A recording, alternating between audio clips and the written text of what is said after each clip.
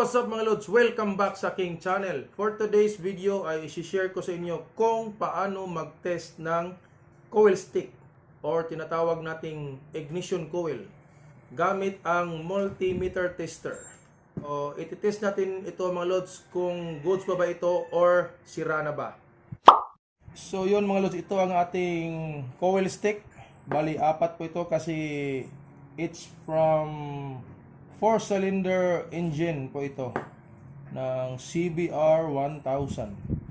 So, first nating gawin mga lods, meron tayong tinatawag na primary test and secondary test dito. So, ang una nating gagawin ay isit natin ang ating multimeter dito sa ohms. Sa primary test natin, so ilalagay natin ang ating ohms sa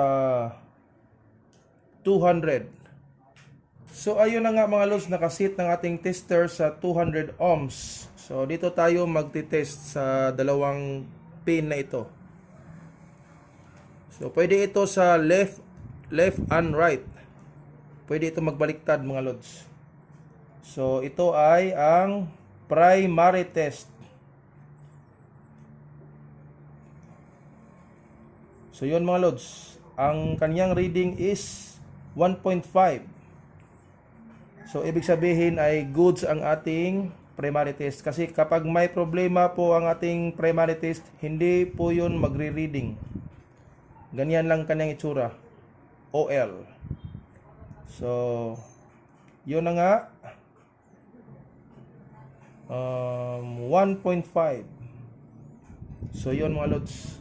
Proceed tayo sa secondary test.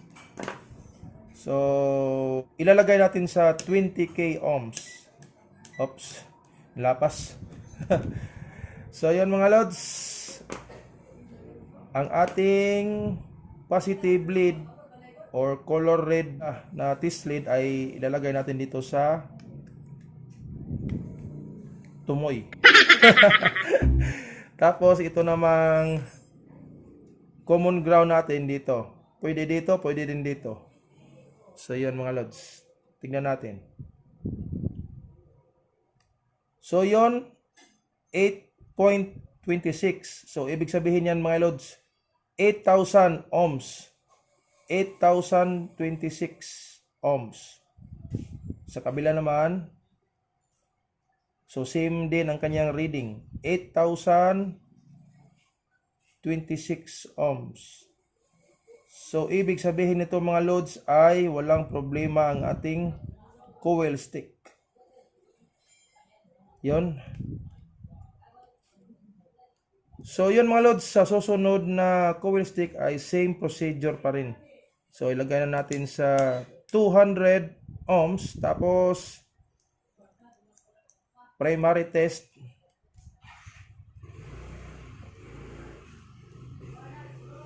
Yun, 1.5 ang kanyang reading. Tapos, ilalagay natin sa 20k.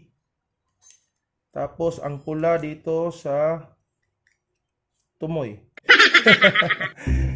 Yun. Yun. 8,200. 200 naman. 8,026. Sa kabila naman, 8,026. So yun mga lods. Kaya ko to ginawa ng content kasi may trouble yung CBR natin. So yun, i-check po natin ang apat na coil. So back to 200 ohms.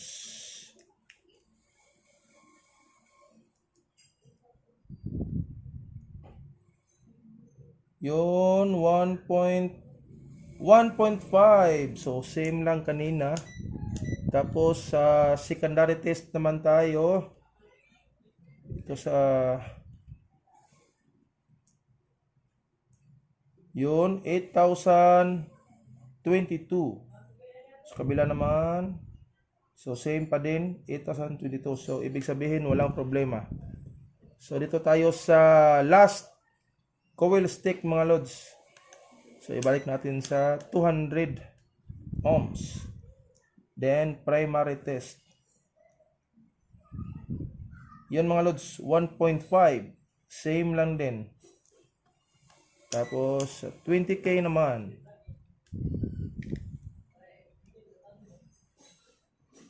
Ayun, 8,022. 8,022. So yun mga lods, walang problema ang ating apat na coil stick or ignition coils sa ating Honda CBR 1000 4-cylinder. So yun mga lods, kung sa tingin nyo nakatulong ang ating video for today, so huwag nyo kalimutang mag-subscribe, and meron pa tayong mga video tutorial soon. So yun na nga, maraming salamat sa pagbisita mga lods. Thanks for watching. See you on my next video.